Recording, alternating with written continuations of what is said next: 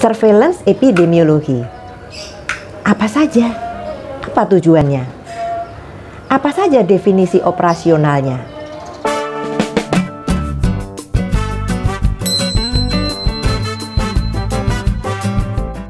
Assalamualaikum warahmatullahi wabarakatuh. Sobat sehat, bertemu kembali dengan saya Dr. Sofi. Ini adalah video saya yang ke-84.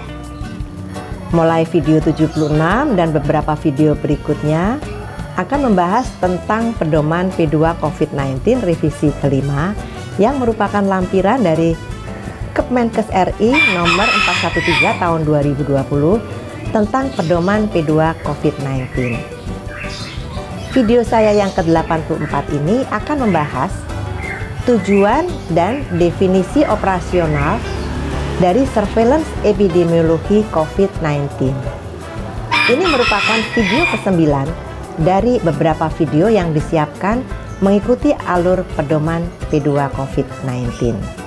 Pembahasan surveillance epidemiologi COVID-19 itu meliputi 9 pembahasan. Antara lain, tujuan surveillance, definisi operasional, penemuan kasus, manajemen kesehatan masyarakat, penyelidikan epidemiologi, pelacakan kontak erat, penilaian risiko, pencatatan pelaporan dan distribusi data dan informasi, surveillance berbasis masyarakat atau SBM, yaitu menyiapkan masyarakat dalam penanggulangan COVID-19. Langkah-langkah ini memang harus dipahami dan diketahui, karena ini semua bisa untuk memutus mata rantai penularan COVID-19. Oleh karena pentingnya pengetahuan tentang surveillance epidemiologi, kita akan mencoba mengenal secara bertahap. Di video ke-86 ini kita mengenal terlebih dahulu tujuan surveillance dan definisi operasional. Tujuan surveillance. Tujuan umum kegiatan surveillance antara lain: 1. Memantau tren penularan COVID-19 pada tingkat nasional dan global. 2. Melakukan deteksi cepat pada wilayah tanpa transmisi virus dan monitoring kasus pada wilayah dengan transmisi virus, termasuk pada populasi rentan. 3. Memberikan informasi epidemiologi untuk melakukan penilaian risiko tingkat nasional, regional, dan global. 4. Memberikan informasi epidemiologi secara acuan kesiapsiagaan dan respon penanggulangan. 5. Melakukan evaluasi terhadap dampak pandemi pada sistem pelayanan kesehatan dan sosial. Sekarang kita akan membahas beberapa definisi operasional. Pada bagian ini dijelaskan definisi operasional kasus COVID-19, yaitu kasus suspek, kasus probable, kasus konfirmasi, kontak erat, pelaku perjalanan, discharge, selesai isolasi, dan kematian. Untuk kasus suspek, kasus probable, kasus konfirmasi, kontak erat, istilah yang digunakan pada pedoman sebelumnya adalah orang dalam pemantauan atau ODP, pasien dalam pengawasan atau PDP, dan orang tanpa gejala atau OTG. Kita akan bahas satu persatu dari definisi operasional. Pertama adalah kasus suspek. Kasus suspek adalah seseorang yang memiliki salah satu dari kriteria berikut. A. Orang dengan infeksi saluran pernafasan akut atau ISPA dan pada 14 hari terakhir sebelum timbul gejala memiliki riwayat perjalanan atau tinggal di negara atau wilayah Indonesia yang melaporkan transmisi lokal. B. Orang dengan salah satu gejala atau tanda ISPA dan pada 14 hari terakhir sebelum timbul gejala memiliki riwayat kontak dengan kasus konfirmasi atau probable COVID-19. C. Orang dengan ISPA berat atau pneumonia berat yang membutuhkan perawatan di rumah sakit dan tidak ada penyebab lain berdasarkan gambaran klinis yang meyakinkan. Catatan, istilah pasien dalam pengawasan atau PDP saat ini dikenal kembali dengan istilah kasus suspek. ISPA yaitu demam lebih dari 38 derajat Celcius atau riwayat demam dan disertai salah satu gejala atau tanda penyakit pernapasan seperti batuk, sesak nafas, sakit tenggorokan, pilek, pneumonia, ringan hingga berat. Negara atau wilayah transmisi lokal adalah negara atau wilayah yang melaporkan adanya kasus konfirmasi yang sumber penularannya berasal dari wilayah yang melaporkan kasus tersebut. Negara transmisi lokal merupakan negara yang termasuk dalam klasifikasi kasus klaster dan transmisi komunitas. Dapat dilihat melalui situs yang tertera di pedoman P2 COVID-19. Bisa dilihat nanti ya.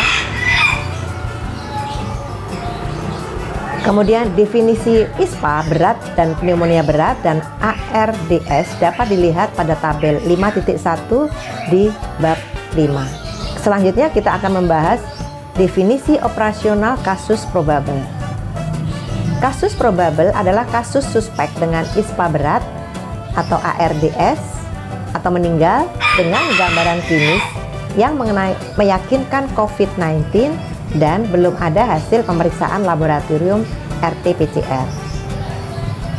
3. Kasus konfirmasi. Kasus konfirmasi adalah seseorang yang dinyatakan positif terinfeksi virus COVID-19 yang dibuktikan dengan pemeriksaan laboratorium RT-PCR. Kasus konfirmasi dibagi menjadi dua. A. Kasus konfirmasi dengan gejala atau simptomatik. B. Kasus konfirmasi tanpa gejala atau asimptomatik. 4. Kontak erat. Kontak erat adalah orang yang memiliki riwayat kontak dengan kasus probable atau konfirmasi COVID-19.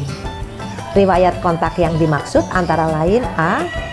Kontak tatap muka atau berdekatan dengan kasus probable atau kasus konfirmasi dalam radius 1 meter dan dalam jangka waktu 15 menit atau lebih. B.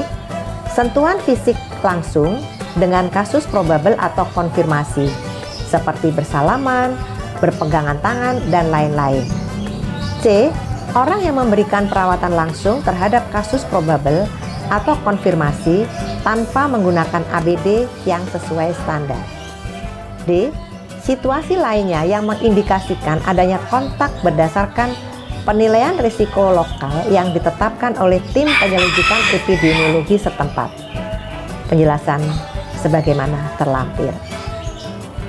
Pada kasus probable atau konfirmasi yang bergejala atau simptomatik, untuk menemukan kasus erat periode kontak dihitung dari 2 hari sebelum kasus timbul gejala dan hingga 14 hari setelah kasus timbul gejala.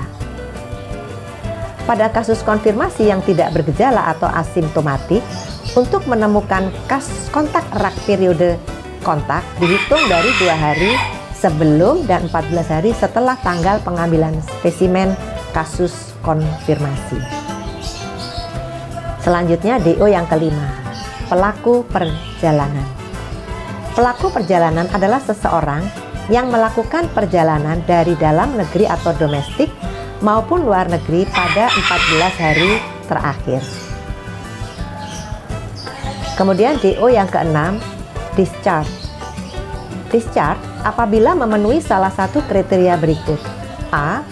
Seseorang dengan status kasus suspek dengan hasil pemeriksaan RT-PCR 2 kali negatif selama 2 hari berturut-turut dengan selang waktu lebih dari 24 jam. B. Seseorang dengan status kontak erat yang telah menyelesaikan masa karantina selama 14 hari. Kasus konfirmasi tanpa gejala atau asimptomatik yang tidak dilakukan pemeriksaan. Kemudian 7, DO selesai isolasi. Selesai isolasi apabila memenuhi salah satu kriteria berikut. A.